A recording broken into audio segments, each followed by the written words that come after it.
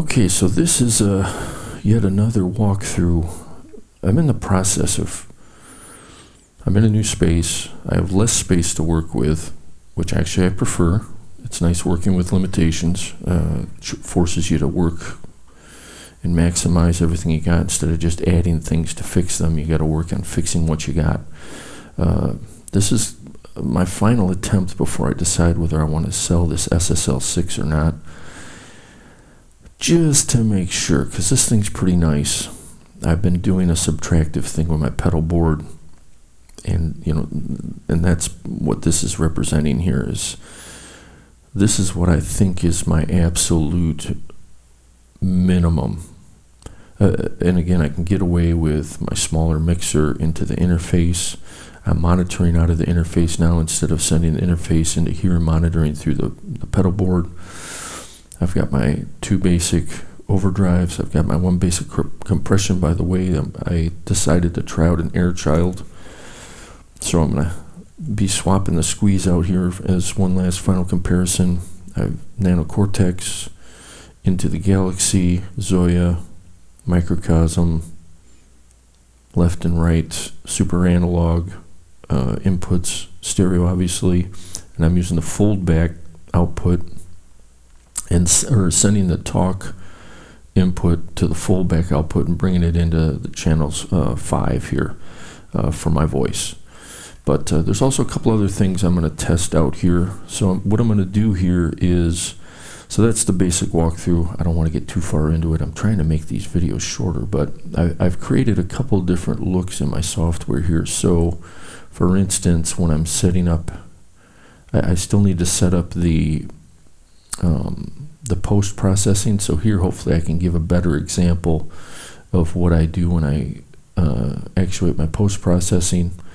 So I'm just going to mute my mic and get a little loop and jam together here, and then go in and do the back end. So hopefully this isn't a crazy long video. I just want to give a little more visibility of what I do, because I'm not trying to be a reviewer or anything. I just want to show how I'm using this stuff in context. I'm not trying to sell products or anything. It's just I think I do things a little differently than many do. So in this particular environment, I think it might be interesting for somebody to see how I'm doing this and maybe pull some ideas from it. So here we go. I'm just going to run through, do a loop, and you'll see the back end. Then I'll come back and make some comments at the end.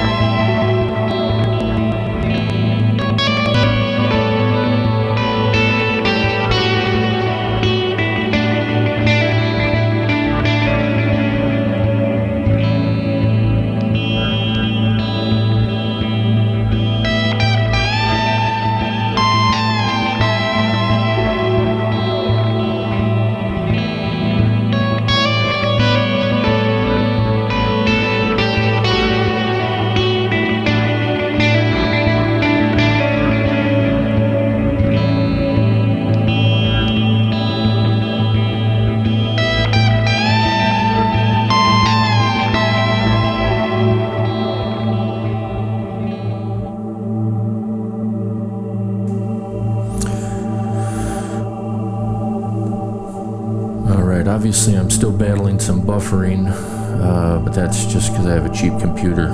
Nice equipment, cheap computer. But that's my basic process for getting the sound together. I won't have to deal with that buffering if I don't have all the windows open, if I'm not trying to capture all that garbage,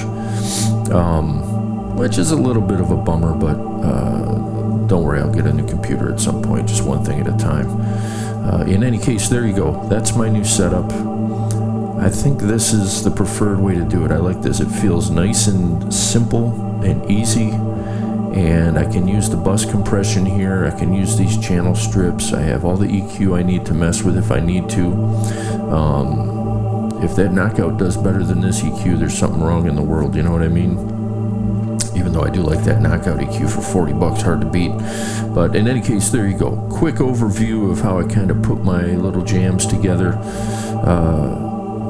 Front and back end. I refer to the back end a lot, but I've never messed with this software to see if I could capture the windows like this. So, and I hope just like this, I'm not getting, hang on, I got to listen to that on the back end.